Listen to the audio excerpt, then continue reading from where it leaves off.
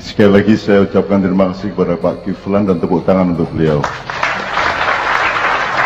Oke, saya mohon diperkenankan bertanya kepada beliau. Ini masih, kalau teman-teman ini, anak-anak panjenengan ini mau tanya, sampean masih punya waktu untuk menjawab ya? Alhamdulillah. Oke, karena puasa, kita tidak mungkin bisa melewati jam 3. Ya, mungkin setengah 3. Oh, tambah subuh hari. Mungkin setengah ya, mungkin setengah 3 kita harus akhiri karena harus ada toleransi untuk mencari sahur. Masih gak poso. Oke, sebelum kita buka, sebelum dibuka, saya mohon juga. Nanti Cak Suko tetap akan memoderatori. Sabrang sama Pak Muzamil juga mungkin ada respon-respon, tapi saya ingin menekankan 2 hal. Yang pertama, ini nanti Pak akan ditayangkan oleh ini teman-teman dari TV 9, ya, terus TV internasional ya, bahkan akan masuk YouTube langsung, dan akan dibaca secara kosmologis dan mondial. Artinya enggak, makhluk-makhluk di Jupiter, di Neptunus, semua insya Allah akan membaca, karena ini adalah problem alam semesta. Kalau sampai terjadi, ini problem besar-besaran, tidak hanya di bumi. Nah, makanya supaya Anda bisa merasakan betapa dalamnya sebenarnya, beliau tidak bisa menceritakan hatinya yang dalam ya, hanya bisa menjelaskan data-data dan probabilitas atau perkiraan dan kemungkinan. Mulanya saya tugasnya sederhana. Nek cek duwe bapak, duwe mbah, utawa tangga sing wis tuwek, jajal takonono PKI ku biyen ya apa sih Pak? Wis iku sih. Kabeh ya nek iso meneh takon lah. PKI, karena Anda sudah tidak bisa merasakan. Kon wis gak iso ngrasakno. Alhamdulillah aku cek ngrasakno. Saya sudah cukup dewasa ketika itu terjadi. Ini saya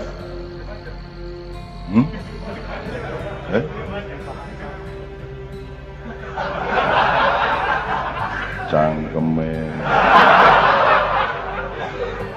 Jadi saya Pak Kiflan, saya orang Jawa Timur, dan sebenarnya pusat pertarungannya itu Jakarta dan Jawa Timur, kan begitu. Jadi peristiwa pertama itu yang namanya lubang buaya. Jadi 6 jenderal dan Pak Pirit Tendian itu dimasukkan ke satu sumur, dan itu yang buat kemarahan semua orang NU, Muhammadiyah, umat Islam, TNI dan semuanya. Kemudian angkatan ini terbagi, ada yang membela PKI, ada yang melawan PKI, dan kemarahan itu kemudian menimbulkan reaksi yang spontan dari seluruh rakyat. Dan sebenarnya sudah cukup banyak kiai-kiai yang juga didaftar untuk dibunuh, dan sudah dibunuh, dan ada yang belum. Termasuk ayah saya, kakek saya, semua ada daftar bunuh. Sehingga saya ikut terlibat untuk mengantisipasi itu, dan saya setiap hari, setiap pagi saya ba'da subuh saya selalu menghitung jumlah korban. Jadi di kono dikubur salah setengah meter, ditutupi ngono tok. Dan di sungai itu, di Brantas itu beratus-ratus mayat tiap hari. Jadi ini 65 itu beneran Mas. Tapi yang jenenge arek Jawa Timur ya kurang ajar. Jadi ono mayat sakono kae iku digawe totoan. Jadi titis-titisan bandem. Nek iso kuk ngono ateng gede ngene kok ndek kentir ndek kali beratus, nek iso kuk nek unine paling banter oleh hadiah.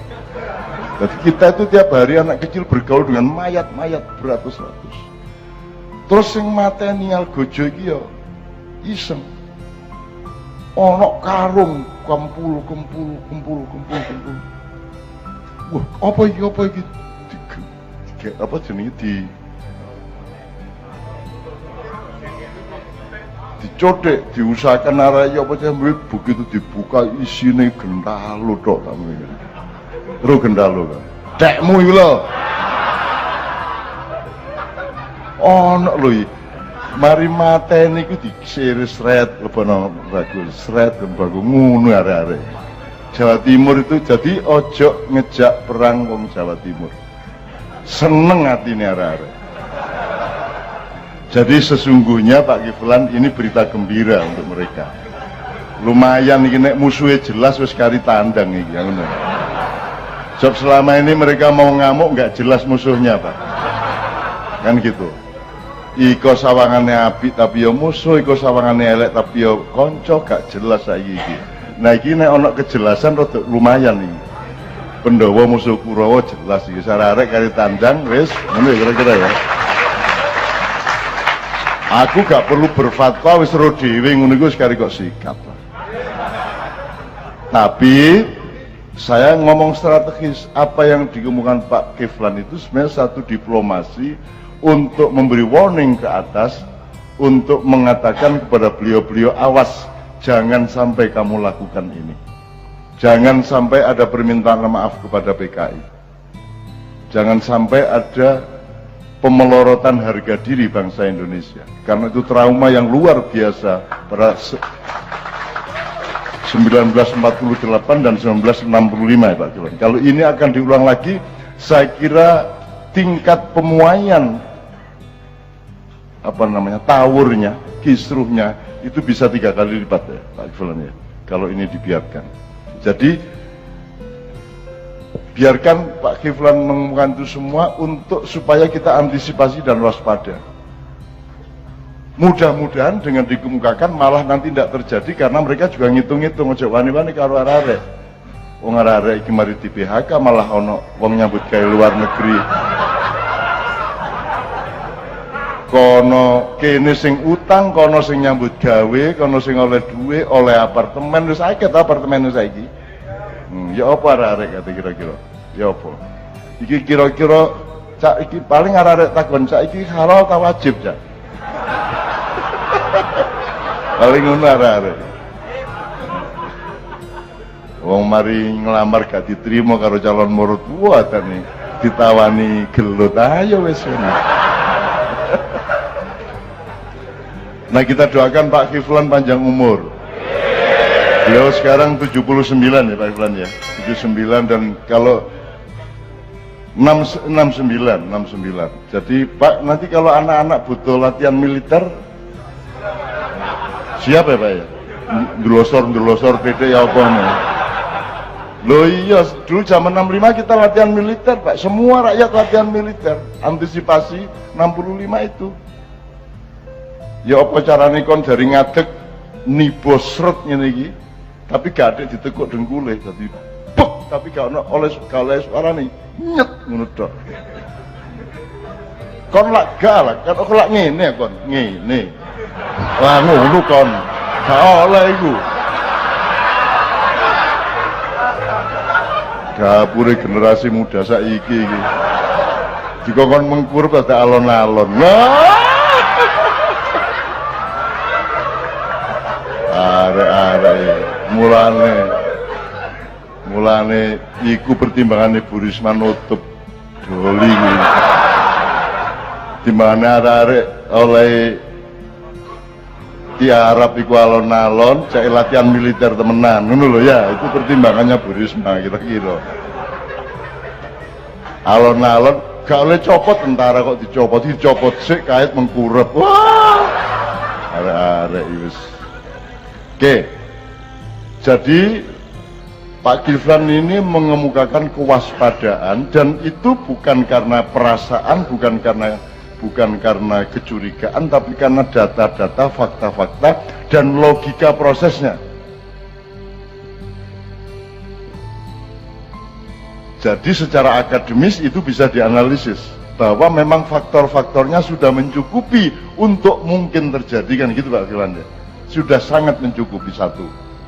Jadi pertama, takon-takon Bapak, Ibu, Mbah, tonggo-tonggo, supaya Anda ikut merasakan. Terus nomor 2, tolong ada yang spesialis, terutama teman-teman mahasiswa yang semester piro sing biasa sing gak lulus itu semester piro? 16. Ya ini ada alasan, ada fokus tema yang sangat bagus ya untuk Anda teliti supaya Anda bisa bikin skripsi yang lebih memadai. Nah, ada narasumber mengenai 65, mengenai tahap-tahap politik dan kisruhnya kita, karena sudah pasti tadi sudah diomongkan beliau mengenai kekhawatiran akan menjadi Balkan kedua. Anda tahu Yaman diserbu oleh Arab Saudi, salah satu pertimbangannya adalah karena proyek Cina sebagaimana yang dimasukkan di Indonesia itu sudah merajalela di Yaman. Tentu saja yang merekayasa penyerbuan itu adalah Amerika karena merasa tersaing oleh apa tadi Pak namanya Pak? Chungho.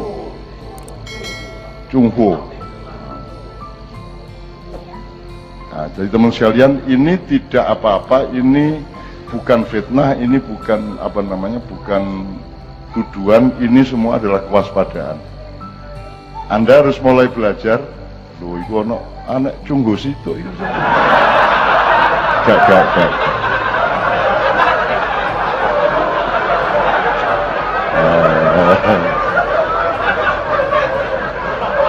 Gusti Allah langsung loh ngekei loh. Langsung loh. Ya delek narik sing rodok sipit, digawe gundul, bathuke ombo, ya telah. Dongakno iki menjadi pejuang bangsa, ya. Oke ya. Oke. Jadi ini bisa untuk kepentingan akademis supaya generasi muda sekarang yang sudah dihapus pengetahuannya tentang sejarah itu mulai bangkit lagi lah. Nah, dan Anda jangan khawatir, Anda sudah kumpul kayak gini terus menerus selama 9 tahun bergiliran, tapi Anda sudah mendapatkan keputusan untuk menjaga, untuk mengerti martabatmu sebagai manusia, martabat keluargamu, umatmu, bangsamu, dan negaramu. Dengan begitu engkau akan semakin fokus untuk menentukan medan perangmu masing-masing. Syukur gak ono medan perangnya di juru kamar toh. Itu yang ideal itu. Yes. Langsung oleh anak kembar rolas. Ngelundasmu kan ya. Oke.